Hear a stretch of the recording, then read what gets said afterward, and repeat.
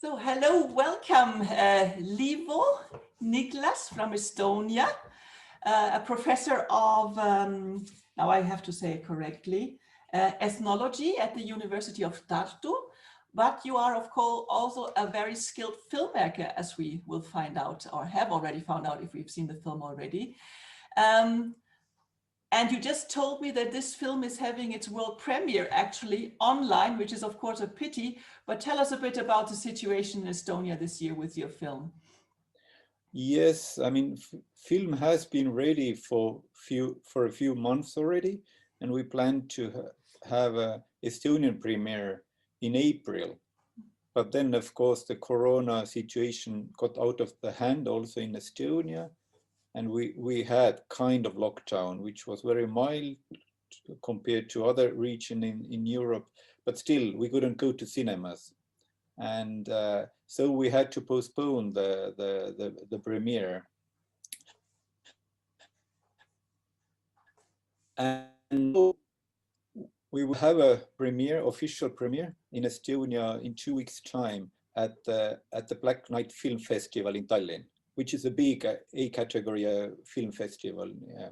And and we hope that also Irek can be there, and we hope that it will happen in the cinema, not only online, but we will see. The situation in Estonia is also getting more serious every day. I will cross my finger that that will work out. So Indig is not in Estonia at the moment, I can understand. Is he still tangled up in the research on the Mandan language in the US? Yes, right now he's among Mandans.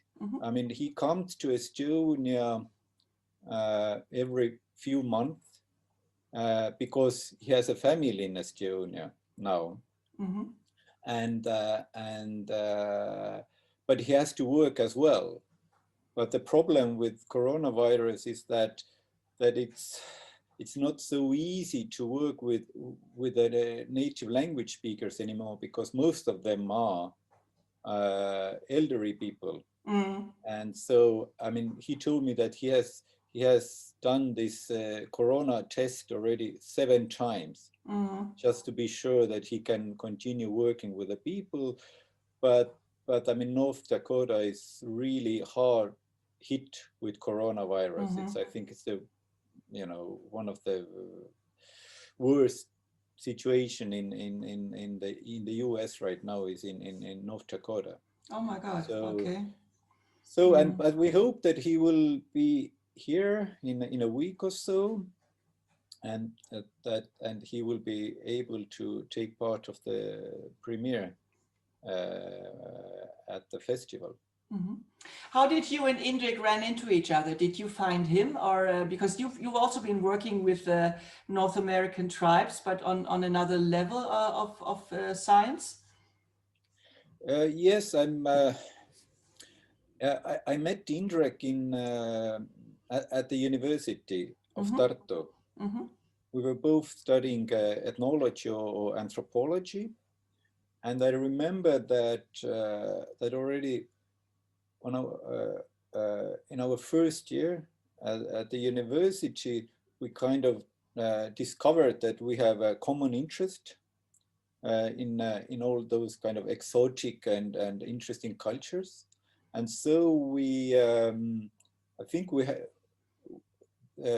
during the first winter break, we already spent together a month in Siberia, traveling there and studying indigenous people in Siberia. I mean,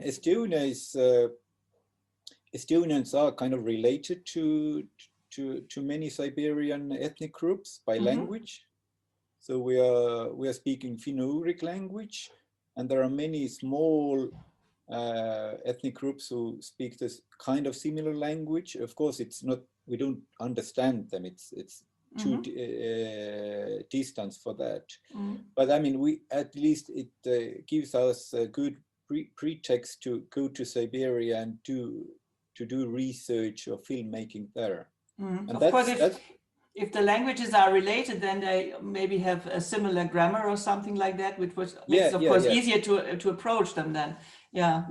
It's the grammar is the structure is similar, but I mean it's vocabulary and all that is too. It depends which group. There are many, and also not in Siberia, not only in Siberia, but also in today's Russia.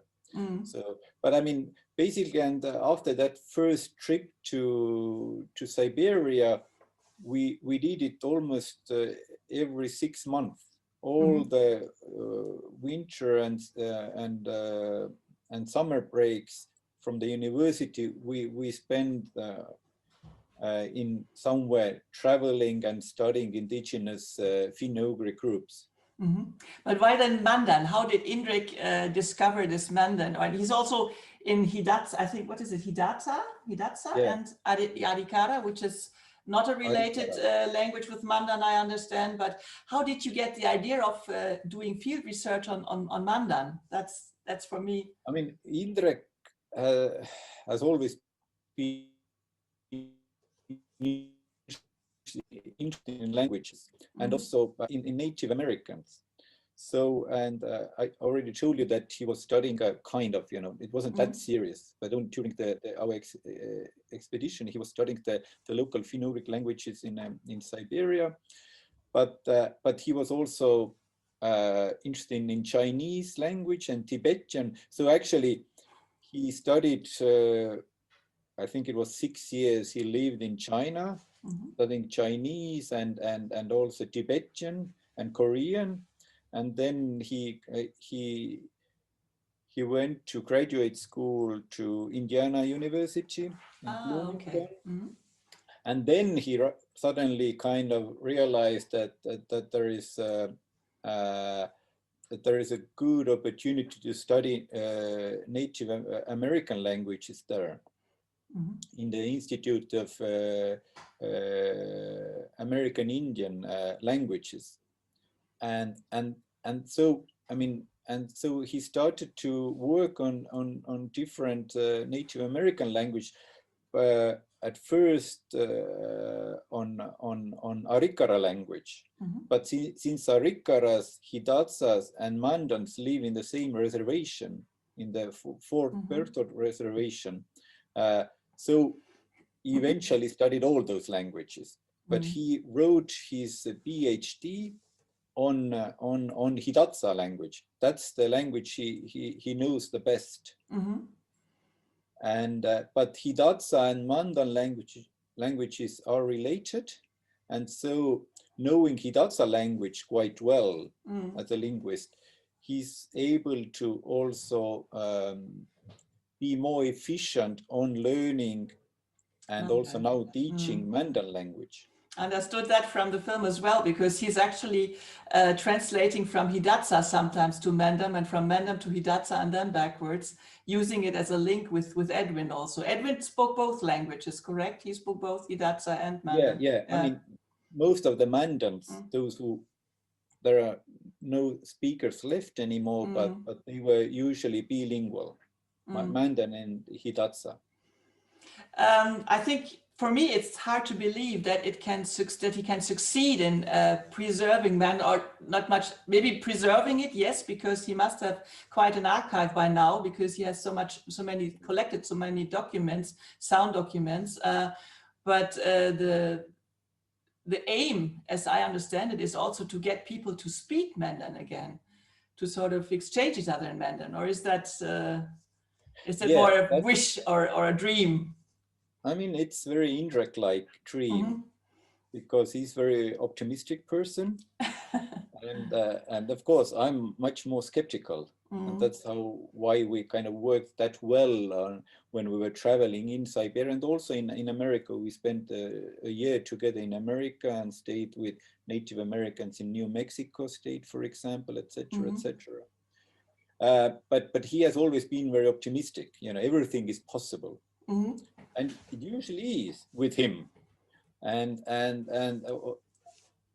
this kind of the attempt to revitalize the Mandan language, it's, of course, it hasn't happened as quickly as Irek wished in the beginning, but he's still working on it, and there is at least one person who is really interested in learning the language, and he's doing a great job right now, as far as I know.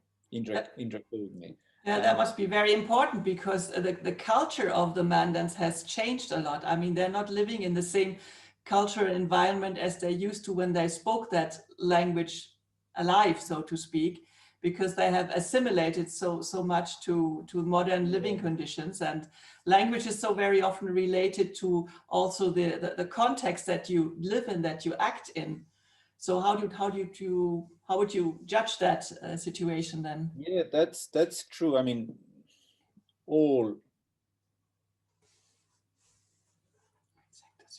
native people live like, white people these days. They drive cars, they live in a houses, etc., etc. But that's true that language is connected to the way of life and also to the environment. And so for Indrek, it's very important to not only to study the language, but also, let's say, the nature, the plants, the different animals, to get to know the Mandan names of the species, etc., etc. Because that's the area of knowledge which is disappearing very quickly too. Because not only that they don't know the names in Mandan anymore, but even like, in English, because there is not that much to that intense connection with nature anymore. And it's also very important to preserve their oral traditions, because they're storytellers, as far as I know. They don't write books, there's no written evidence, so you have to sort of preserve the stories that they're telling, their history. And that, of course, goes and dies also with elder people, yes, passing away. So is there any attempt also to preserve that? Do they write it down nowadays? Do they? Yes. Of course, and besides Indrek, have been some other linguists who have worked with Mandan people and studying the language and also their oral history. And Indrek is also recording the stories, the legends, etc., etc. So that's a very important part of their identity. And also, of course, it's a rich source of the language too, because even especially now when basically, I mean, the Mandan language is extinct already. I mean, basically, one can say that Indrek is the only person in the world who can speak it, not fluently, but he can speak it, and his task is to kind of to write it down even now, but of course now there is nobody to work with, so he has to work with all these collected materials, including also those folk tales and legends. But that's the hard part, because now it's up to Indrek kind of to decide how Mandan language looks like, because it's not written down. It's not. It doesn't have a written form yet. Yeah, you have no master you can hold it against that tells you this is the way it should look like. Yeah, and so you can fill the gaps. So you can imagine how big responsibility it is for a person like Indrek, who is not from the tribe, who doesn't look like an Indian person at all, who is, But isn't he adopted? I heard something like, isn't he been taken up in the tribe? Yeah, he's adopted to a local clan, which is, which is very special, but because in those societies where the clan structure is very strong, in order to kind of to position someone, you have to have a place in that structure. And Indrek, who has lived in the area and worked there for like 15 years or more already, So, I mean, it's, and so he has to have his kind of official standing in the local social structure too. Mm-hmm. So it's also easier for the Native Americans to kind of communicate with him, to work with him. Mm. And Irek is of course very, you know, nice, friendly, and entertaining person. So I mean, every clan would be happy to have him. So he's sort of the official storyteller then, and a teacher, of course, within the clan. How long did it take you to make this movie? When did you start actually? Because it seems to me that it's quite a period that you are recording here. I started to film in summer, in the summer of 2015. Mm-hmm. I spent there for months, then with my family, which was very nice. So my wife and our 3 children were with us there. And actually I was invited by the tribe. So at first I didn't film for the documentary, but basically I used my camera for documenting Mandan everyday life for the tribe. So I recorded, I don't know, 80 hours of footage just for what they were doing, and not all of them were about Indig at all. So, but then I realized that it's a really interesting project to follow Indig more closely, just the process of revitalization of the language. And then with the help of grant from Estonian Film Institute and other institutions, I returned there twice. In winter, next winter, I stayed for a month, and then and next spring also for a month. So I was on the spot almost 5 months. And then, of course, I filmed Irek also in Estonia. Whenever he came to Estonia, I filmed him too. Well, traveling is not the not the easiest thing at the moment, of course. How does Indig and his small family, how do they cope with the situation? Because it must be very hard for him also to be away from his little daughter for such a long time, then, and his wife, of course. And it hasn't got easier. How do they cope with that? I mean, it's a big sacrifice also that you bring, and very idealistic to act that way. Already for a long time, kind of a dream to return to Estonia, because he always emphasizes that he's not living in the United States. He's working there. He's living in Estonia. He's very patriotic at the same time. So he knows that Estonia is the best place on earth to live in. So, and he wants to return here also. And before the corona epidemics, I mean, the family was staying with him like every few months for 3 months in a row, etc., etc. But now, his wife and their 2 daughters now are living in Estonia. Yeah. Okay. How's the financial situation meanwhile in the US? Because during the film, it is said that I think they're living from oil wells, these Indians up there in North Dakota, and of course the oil price then is sort of the indicator. Can we finance this project any longer, or do we have to stop it? How's the situation at the moment? It is very difficult situation there, because the tribe relies on oil income, and with those fluctuating prices, you know, it's so unsure everything. But and actually the